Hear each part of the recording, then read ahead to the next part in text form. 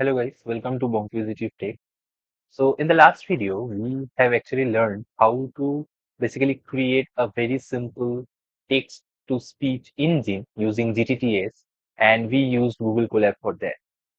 But uh, that approach might not be actually very relevant for most of the use cases because you do not want to just convert a single text, right? So today we are gonna actually see how we can actually make a good project out of it, something that can be useful. So we will actually make an audiobook out of a PDF, and we will see how we can do that. And instead of Colab this time, because Colab kind of makes some things pretty easy, so now we are going to do the grunt work where we are actually going to write the Python script. We are actually create a virtual environment first, install all the libraries there, and then run the script. So let's start on that. First of all, I have a folder where I have already a PDF file, which is a PDF written by Edwin Schrodinger and Roger Penrose on What is Life. This is a very I would say like a popular book that I had. And so I have this PDF file ready with me. So let's see what we can do. So right now I will show this for Windows machine, but most of these would be almost similar for Linux or macOS as well. First of all, let me go to the command prompt. So in the command prompt, I am already in the current folder. Now, the first thing that we need to do in any project is to create a virtual environment. And before creating a virtual environment, you can check whether Python is already installed in your machine or not by just simply writing Python. And as you can see, I have Python 3.11 installed in my machine. So let's exit this. Now, what I am doing is create a virtual environment using venv. So this is the script, and Python -m venv, and then you write the environment name, whatever environment name you want to provide. Let's name this demo underscore env and just press enter. So it will take some time, and whichever Python executor. So in this case, I have only Python 3.11. If you have multiple versions of Python, say for example, if you have Python 3.11 as well as Python 3.8, 3.7, so then in that case, you need to also mention that during this line. So it should be Python 3.7, then space -m venv, then the environment name. Right now, since I have only one Python version, so it didn't matter. So Python meant Python 3.11. Anyway, as you can see now that it has already been uh, done. So let me now open a code editor. So you can use any code editor of your choice. I'm going to use Visual Studio Code. So the Visual Studio Code is there.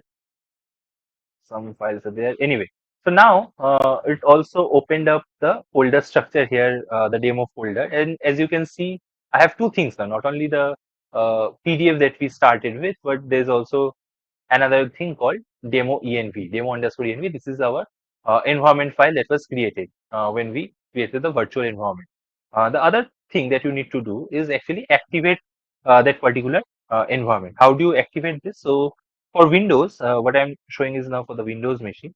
So for Windows, you just go inside this demo env which we have created, then write scripts, and then under that you would have the activate .bat, which needs to yeah. So this is the script. So whatever environment name that you have provided, so it's basically a folder. So under that folder there is a scripts file. Then under that scripts file there is an activate file that you need to just press enter, and you can as you can see now we are inside demo env. And how would you understand that? Now because the it is coming before the prompt, and this is how you can understand that. So for Linux and macOS, it's slightly different. So instead of directly going into this folder, you need to write source, source, source, then space, then the environment name. So just I'm just writing this down.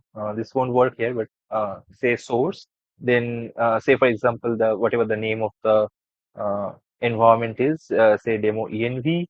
Then inside demo env, you should be able to get something called bin, and then inside bin you can actually find this activate. So this is the usual command line that we need to provide to activate the virtual environment. So what we are doing, we are activating the virtual environment. That means right now we are inside this virtual environment. So whatever libraries that we need in our project, we will actually install it inside this virtual environment. So if I just do pip freeze, so which kind of shows you what are the libraries that are installed in your virtual environment, it would come up empty. As you can see, it just come up empty. Now we are going to actually use a few libraries as we have seen in the last video, and I'm going to provide the link in the description and in the cards as well so that you can see if you haven't yet. So we had used GTTS for our text to speech, which is a Google Translator API for text to speech conversion. And now, apart from GTTS, so previously we only required GTTS, but apart from GTTS, this time we also need to use a couple of other libraries because now we need to extract data from a PDF. So we need some library which can extract data from PDF. We will use something called PDF Plumber. So for any installing any libraries from PyPy project, you can directly do pip install and that library name, probably with the version, or if you do not provide the version, it will just install the latest version.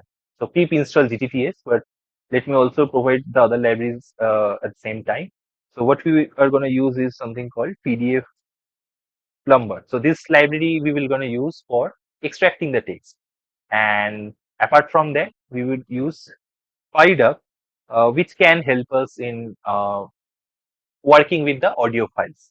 So these are the three libraries that we are going to install. And one thing, please ensure that whenever you are doing all these installations, you are inside the virtual environment because this is the main reason that we have actually created this virtual environment to so that like all these libraries, whatever versions of these libraries that you are installing, whatever is required for your particular project, they are separated. They are kind of sandboxed. If you do not create the virtual environment and install all these libraries inside the virtual environment, what would happen is that uh, all these libraries will be installed globally, and in some scenarios, in some projects, you might get some conflict issues. Anyway, so let's get on with it. And as you can see, it's collecting GTTS, and the libraries are getting installed now. Okay. Once all these libraries get installed, it's already installed. As you can see, it's already installed. So whenever your prompt comes back, so it kind of tells you that it's done successfully. And if not, you also get to see some error message. Now let's get on with the code. So we have all the libraries necessary for now. Now let's create a script. Let's call it main.py. Now, when we are gonna write scripts, as you might know, that we need to just do Python and then the script name. So this is how you basically run a script from terminal or from command prompt. Now, what is necessary is .py needs to be there in the end. So whatever file name, you can name it anything. I named it main, but you can name it anything, but just end it with .py, which is the extension for Python files. So first step, as you can remember from our previous video, we are gonna import all the libraries. So import say PDF Plumber, then from GTTS import. So the other GTTS is spelling slightly different here. And then from PyDub, we would require a method called AudioSig. Yeah. And we might also require the OS. Okay, so we have mostly imported on the all the necessary libraries.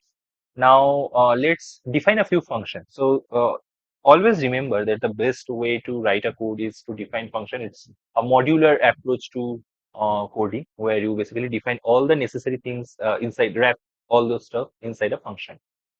So let's first define a function which can extract text from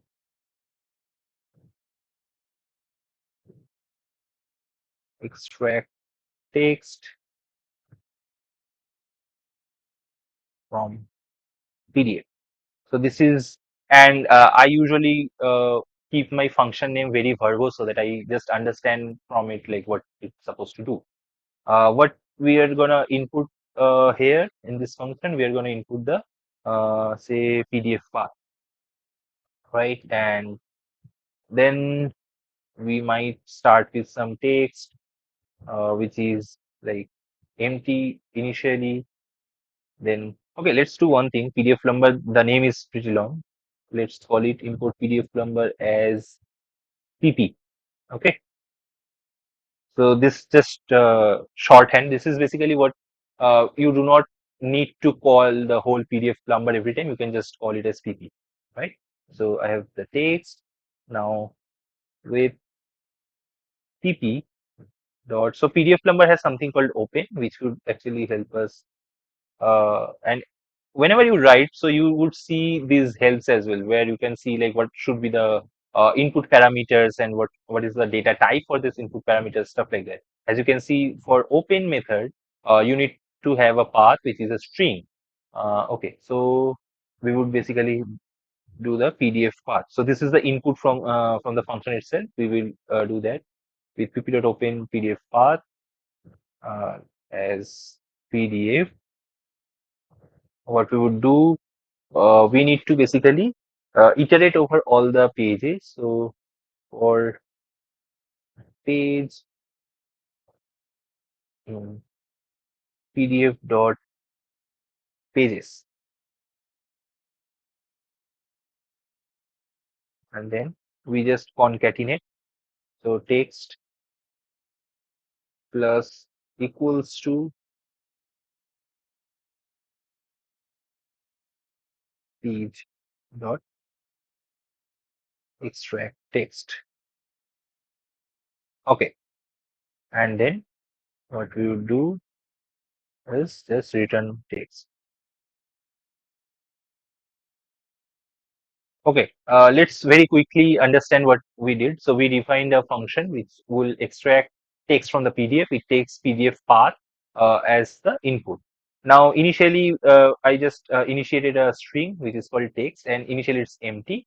Now, when I open this PDF path, so when I say pp.open PDF path, it will basically open this particular PDF. Obviously, this PDF has might have multiple pages. So what we are doing is going through all these pages, and whenever I'm going to a particular page, I am extracting text and adding that into my original text value. So this is basically a shorthand. Plus equals to is basically a shorthand of text equals to text plus this particular value, right? So this is how we do it. So this basically means that text is gonna update each time a new page basically comes up. So at the end of this for loop, what would happen is you would get a text which is the whole PDF. So it will cover page one to whatever page it contains up to end. Anyway, so this is the function that we have defined. Now the next function that we require is where the actual text to speech would happen. And this, let's call it text to speech. And now what would be the input parameters? So we have seen how this can work in our previous video as well for GTTS. So we need to provide the text itself. We can provide probably language.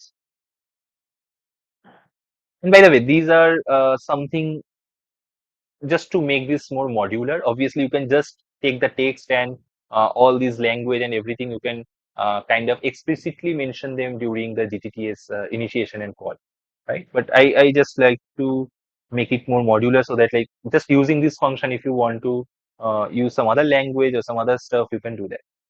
Now, there's something else that I want to do. Let's do output directory first. Let's say, and this will be very obvious why I'm doing this very quickly.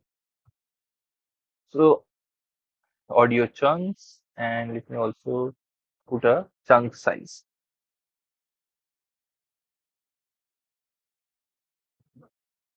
Let's say 1,000. Okay. So why did I put two more input parameters here. So if you are familiar with how GTTS works, so GTTS is basically Google Translate text to speech API. So whenever you use any APIs, usually there's something called rate limits. And also, if you see how GTTS work, if you just provide a very long text, it doesn't actually provide a good output. So that's why so just to kind of get around that problem, what we are doing is we have the whole text corpus. Now we are gonna break it into chunks, and this is how basically I'm saying like how much the chunk size should be. Right now I've initiated it as 1,000, and where should these chunks go? So I just also put an output directory. So this directory doesn't exist right now, right? So the first task would be to basically create a directory or folder where all these chunks would remain. So let me try to do this this way. Uh, if not os dot path dot exists,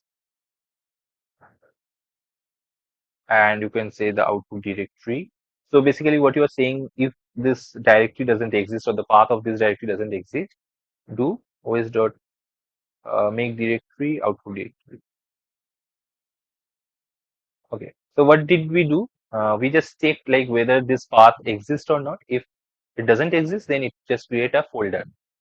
Okay. So the first time it will run, it will basically create a folder called audio chunks where we will gonna actually create all these audio chunks. So now you are probably understanding how I'm trying to do this. So we are gonna break the text into chunks and then uh, convert all these chunks, all these individual chunks from text to speech, and then again concatenate all these chunks to get a single audio, right? So let's now try to do this.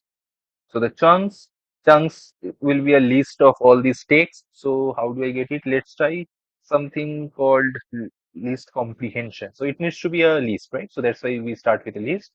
Now the way to do this is what we require.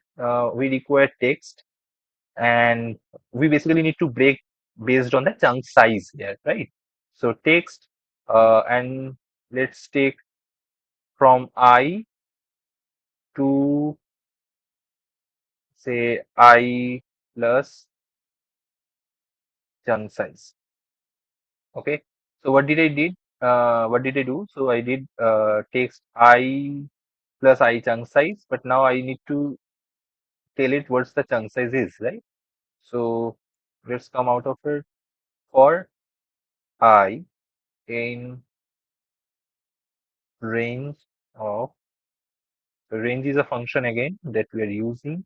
And what should be the range? It should go from 0 to length of the text, length of the text. So it will basically create all the characters, and then the step size should be the chunk size. So chunk size. Okay. Now let's try to understand this because we kind of concatenated multiple steps into this single line. First of all, what we need to do is we need to see how many chunks there should be, and based on all these chunks, we basically need to break them apart, right? So basically, we need to create a list or an array of chunks. How did we do that? So first of all, we have this chunk size, right? So we need to go from uh, 0 to the whole length of the text, and the step length should be the chunk size. So range basically can take 2 or 3 parameters, as you can see. If I just hover over range, it says me there's a start, there's a stop, and there's something called step. So the jumping length. So this is how we do this. So now I will basically go from 0 to the length of text. For all those i's, now I need that text I plus chunk size. So this is how we are gonna get all the different text chunks. Okay, now once we have chunks, let's actually create another list. This would be an empty list called audio files. Okay, so this is where our audio files would write. Now we already have the chunks list. Now what we need to do is just use basically iterate over all these chunks and create audio files for them. And then we will append all these audio files into this empty list that I just defined. And after that, we can concatenate them. So let's write a loop for this. So for I, comma, chunk in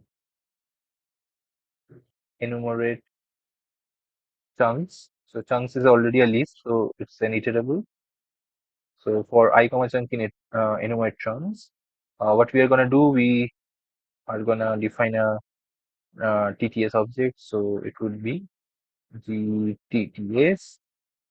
Here we can do text equals to chunk, then lang is equals to language that I had. So this language is basically coming from the uh, input parameter of the function, the text to speech function. And then do we need anything else? Low should be false. Yeah, I think that's enough. Okay. So then we need to define a file path for all these audios. So file path, let's just do something called os dot path dot join. And what need to join here? So we want all these audio chunks. So we created a folder, right, for just this audio chunk. So we would just give that name output directory, and then what we would do is we can provide a name, and we would use fstream for this. So chunk underscore let's say I and dot mp3. Yeah. So what did we do? So if so we will basically create a file path, os path dot join. So it basically kind of joins the path. So the output directory or the folder path and the file name. So this would be the file name, say chunk 0.mp3, chunk 1.mp3. So however many chunks are there, I will iterate over it, and you will get all these chunks here, right? And basically we created the file path, and now we basically need to save the file. So say TTS. So TTS is the GTTS initiate object that we created. TTS dot save, and you have the file name here. So file underscore path. Now what you need to also do is audio files dot append file path. Okay. So this is what we did. For loop should end here. What we can return is the audio files, which we require later on. Okay. So we are done with the second function as well. Now let's so what we have already done, we have extracted the text from the PDF. We have also converted the text into speeches in chunks. Now we need to combine them, right? So let's define another function, def combine audio files. And what it would take basically the audio files list that we have created initially, audio files, and let's also provide the output file name, output file. So this should be just a single file now, because from all these chunks we just want to combine all these audios into one single file, right? So let's also provide a default name here, say audiobook.mp3. And what we can do is let's initiate an audio segment first. So combine, it's just the name that I'm providing, and create an audio segment dot empty. And then what we would do is iterate over the audio files for file and audio files.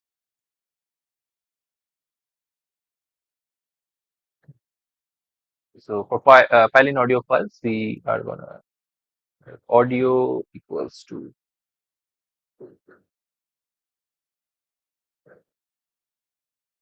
audio segment dot, needs to first read it. So dot from file, or from this one called from mp3, I guess as well. Yeah, this one directly from mp3, and then I can just give it file.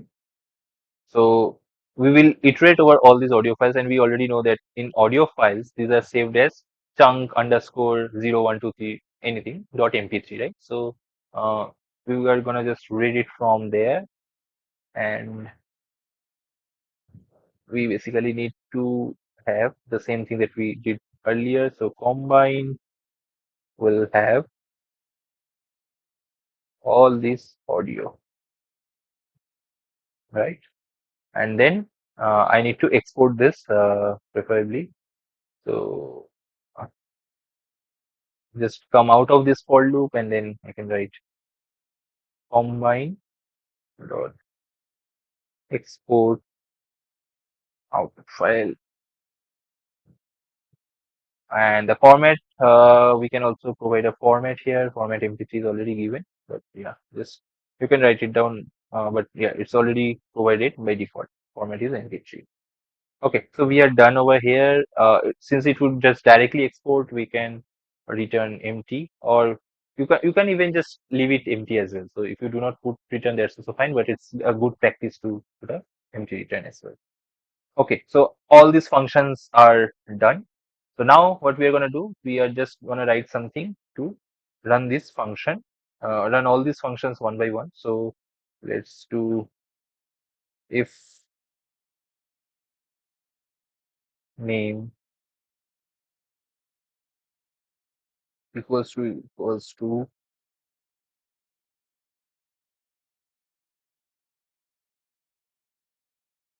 main. So first, so if name equals to main is basically what will run this particular file.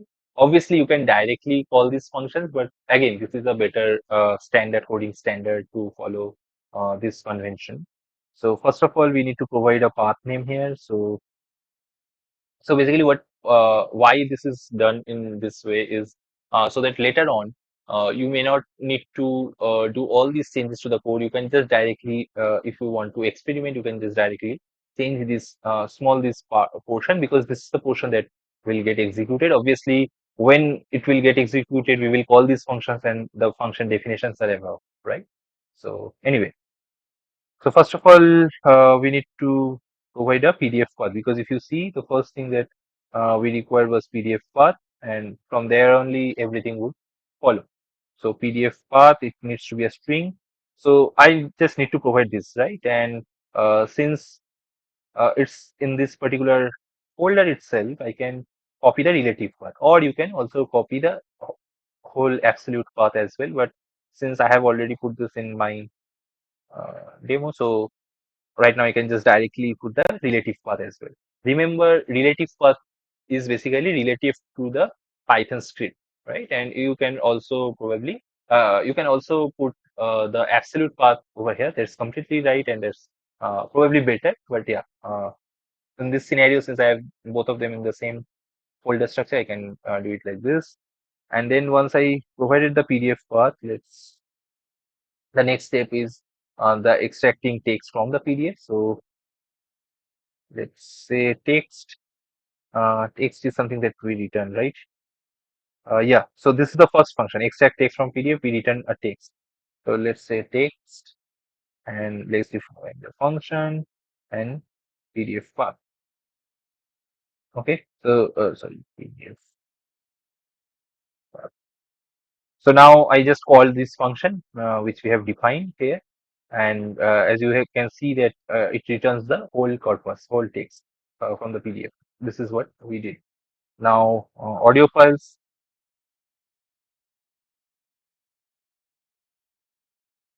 is the second thing that we should get out of the text. And for that, what was the function name? Text to speech. Text to speech. And as you can see now, it takes what? Text. It takes text. It also takes language, chunk size, and output directory. But I have also provided values for them, some default values for them, like English, chunk size would be 1,000. So these are default values. So even if you do not provide any of the other stuff, the default values will be taken. Obviously, you can explicitly mention if you want something else as well, right? So let's first provide the text. And chunk size, you can modify it as well, but let's not modify it right now. And then you get the audio files, and the last thing would be combine audio files, this last function. combine audio files, this function, since it directly exports this, so we do not need to have it stored inside a variable, because inside the function itself, we are exporting it as a MP3. And we can write audio files. This could be the direct audio files which is here, not the input parameter from audio files. Output is also provided. So that's all. And you can probably write a print function to showcase that it's done. Right. Audio book created. Okay. Yeah. That's all that we need to do, and we can run it from here. Now, I am not going to run it because there's an issue with this code, and I'm just going to discuss this issue and how we can solve this as well. What's the issue? So the code is actually fine. The code basically start from where we left off in the last video, where we just used TTS for a very simple text. But now it's just slightly complicated, where this is a much larger text. This is coming from a book. So first of all, if we have the PDF, we need to extract the text from that PDF. Now, since GTTS can't take a very long text as its input, if you remember in the last video, we just took just a single sentence. So we need to basically break the whole text into chunks and then send all these chunks. So obviously, if you say, for example, there are 10 chunks that you have created, obviously there would be 10 audio files as well. So we also need to concatenate all these or combine all these audio files into a one segment, because you do not want to say audiobook 1, audiobook 2, audiobook 3. You do not want to listen it that way, right? You need a single audio file because you started with a single PDF file and you want a single audio file. So obviously, you want to combine them. But the problem starts because GTTS uses an API. And as I said, it's Google Translate API. And for like most of the APIs, if you call it too much, like there's a rate limit for these APIs. And if you call it multiple times in a very short span of time, you might get banned. And this is a serious thing, because if you get banned, so obviously the GTTS API won't work for you, and so for all the requests thereafter, you won't get any response back. So what we can do? So this is a issue, obviously, and this is a big issue. So this process kind of would fail if the API doesn't work. So one thing that we can do to get around that, and it's a solution, though it doesn't completely, I would say, like doesn't remove the efficiency part of it, because it would kind of create a whole another set of problems. But what we can do is we can provide a time delay between each calls. Okay, so whenever we usually hit a rate limit for an API, this is a very standard thing that we do is, say for example, we need to go where GTTS is called. So you can see this is where GTTS is called, right? So what we can do is provide a time delay. So say for example, this output directory was there. We can introduce another input parameter called delay, and we can probably define this here only, or let's say 1 second, or we can actually provide that input later on as well. And we need to obviously do this delay, right? And when we will use this delay, we will do this delay between two requests. So if you see, there is a for loop happening, so for I chunk, anywhere chunk, and this is where the GTTS is being called, right? So once this whole loop finishes up, and before going to the next iteration after audio files.append file path happen, let's you can do time dot sleep, and this is the delay amount. So what would happen now? Obviously now you need to import time. As you can see here, we have an imported time.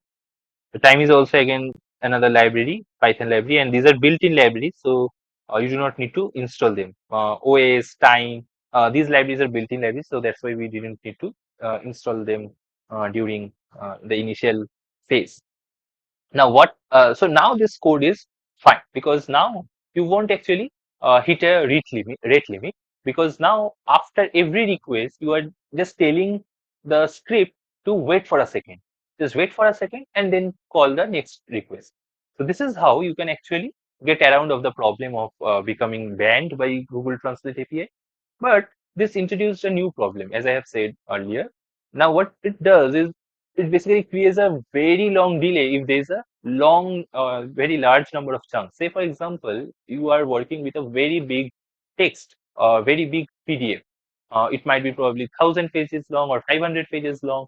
Now, if you are basically trying to create chunks out of every 1,000 characters or 5,000 characters, even so, in that scenario, you would have a very large number of chunks. You would have, say, for example, 50, 60, or even more than that number of chunks. Now, think about that. After every chunk is converted into speech, you are basically saying the script like, okay, wait for a second. And then you are basically going to the next chunk. So, this will create enormous delay into the whole system. So what's the how can we actually solve this? So this you cannot solve this using an API based service because most of these APIs would have a rate limit. Obviously, if you use some paid API, so these rate limits are increased. So one way was is to basically pay up. But we are trying to basically create a free solution for ourselves, right? So we will use something else. So let me quickly create a second Python file and let me call it main2.py. So whatever we have written, you can actually run this up. I am not running because it will take a long time to run, basically. But this would work. So if I just actually run, you would be able to see that it's working. Or actually, let me showcase that to you how you would run. So we have already have all these main, right?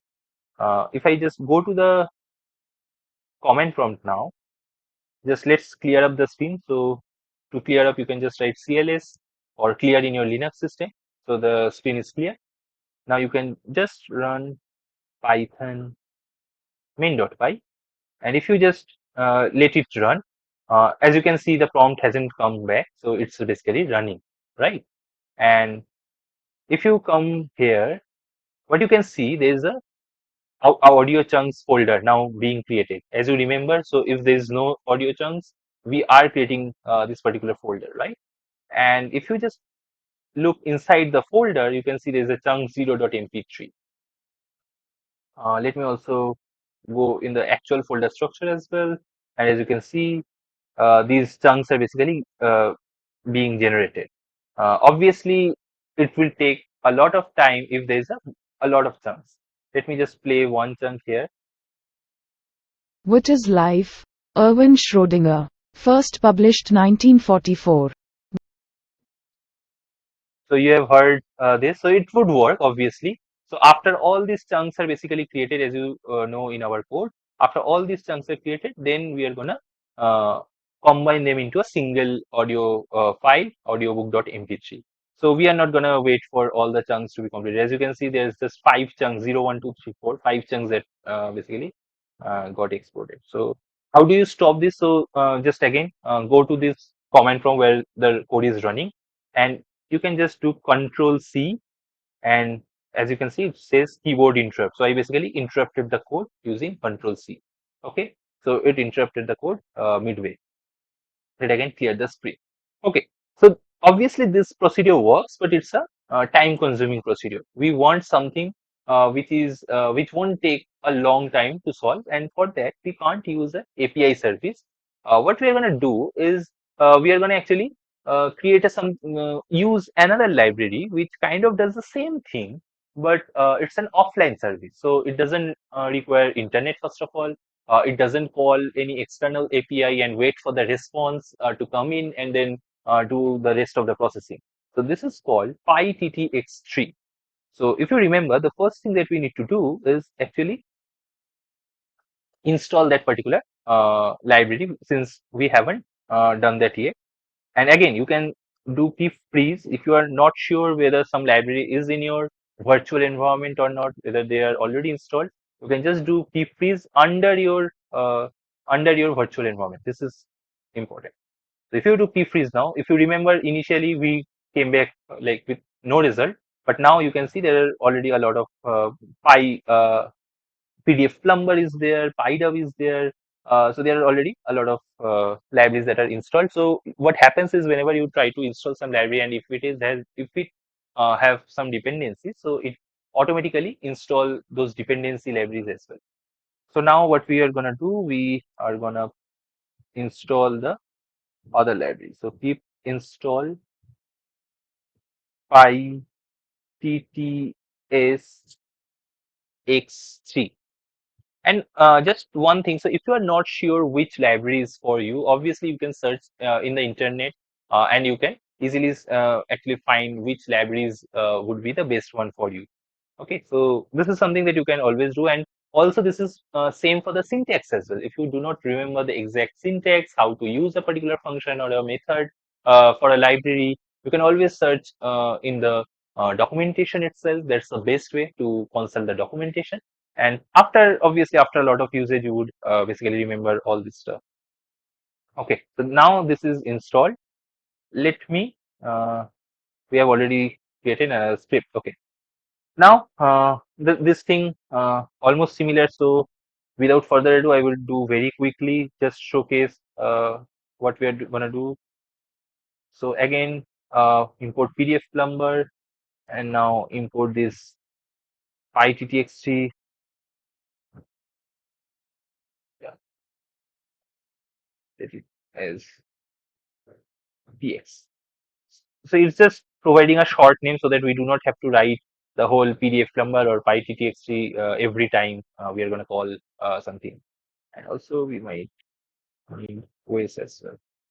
Okay, so now the first thing again, the first thing would be completely same. So let's actually copy paste this, because extracting text is should be the same thing. So let's just copy this function over here. Now the text to speech. Obviously, this is gonna be different this time around. So here the text to speech, and we're gonna take text again, and we can take the output file directly. So say output file equals to, let's put a name. And this time around, we do not have to actually break it into chunks, and that's why we can directly output the file that we want. So audiobook.mp3, right? And now, first of all, the way to use TTX3, PyTTX3 is, first of all, you need to initiate the engine. So say engine equals to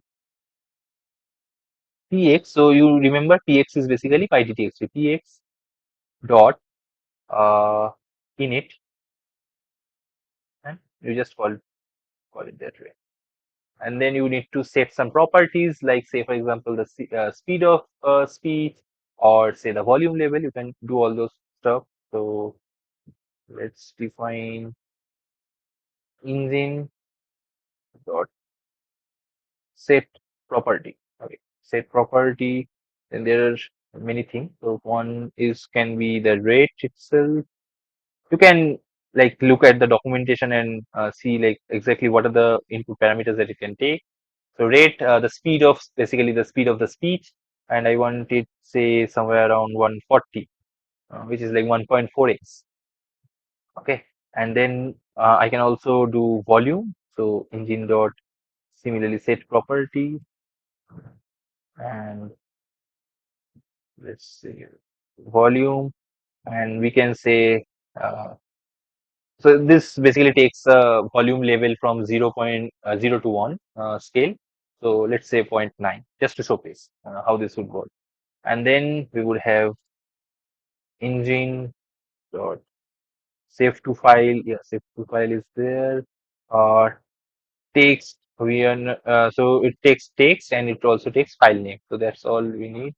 So the text is there. The output file is again something that we get from the input itself, right? Okay. And I think we need to run this engine and wait. So we can do this engine dot run and wait, right? And these are all basically functions. So this runs an event loop until all comments queued up, until this method call completes block during the event loop. Okay. So I think this is done now. Nothing to return from here since we're already saving it to file as well. And now, yeah, the time for the smallest thing. Let's actually take it from here. So the PDF path would be also same, right? So this couple of line would be completely same. Let's repurpose it here. Its name is main. PDF path is again the same thing would there, text is there, and now after that I just need text to speech, right? And since it directly saves the file, so we do not need a variable to store that. So it will take text that it got, and it would it already actually, like, it's the default value is already provided, right? The audiobook.mp3. So just providing text is fine. And as I can say again, let's do a print statement.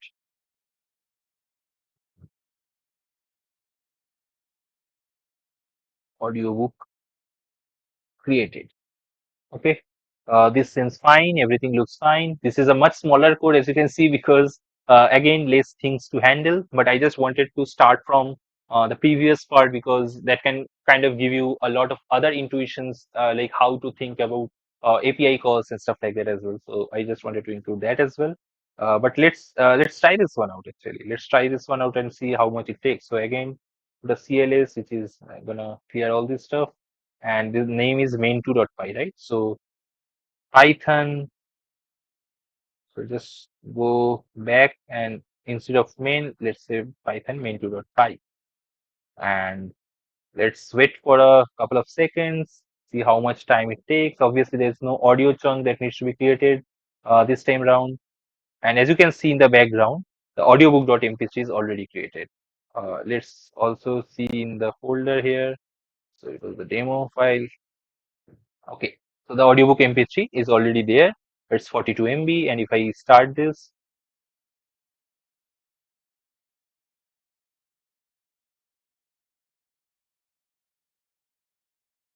okay, this file is not opening, I guess.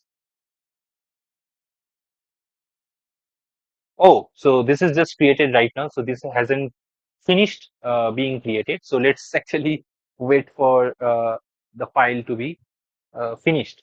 So one clear way to understand whether the script has done its running, like whether the script has completed or not, is just look at the terminal or the command prompt where you have run the script.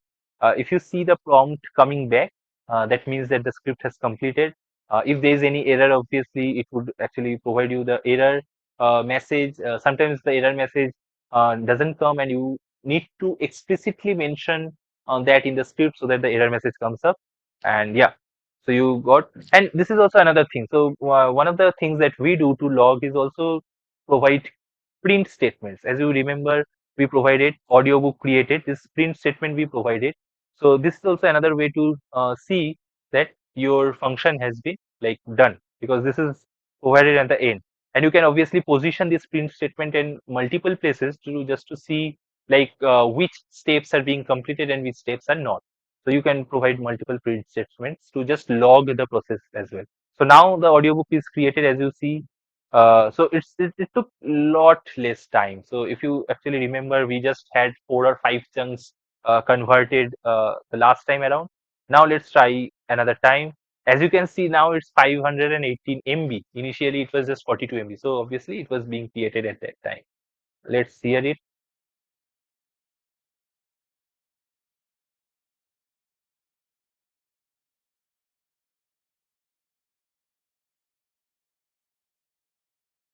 What is life? Erwin Schrödinger. First published 1944. What is life? The physical aspect. Okay. As you can hear it as well. So it's working fine as before. This script, both of this script actually works, but obviously the first script has some limitations, which we kind of see how we can overcome those limitations. But at the same time, it introduces some other problems, and so we also use another library, another completely different library to create the whole audio file, audiobook. So this is more or less this is what I wanted to showcase to you guys. So now it's not only just a single text, you can just completely convert any book that you have into an audiobook if necessary. And this is basically something that will actually create a lot of impact if you want. So hopefully you learned something from these two tutorials on text to speech. We can actually do some more advanced stuff as well using LLMs and using actual APIs from LLMs. So there's something called Whisper from OpenAI, which kind of does the same, but it's paid. I wanted to showcase you how you can do very simple stuff, very simple free stuff to create your own TTS engine. But there are obviously other ways, and we can cover them if you are interested. So stay tuned and subscribe to Bonk Positive Take for more take videos. Thank you, guys.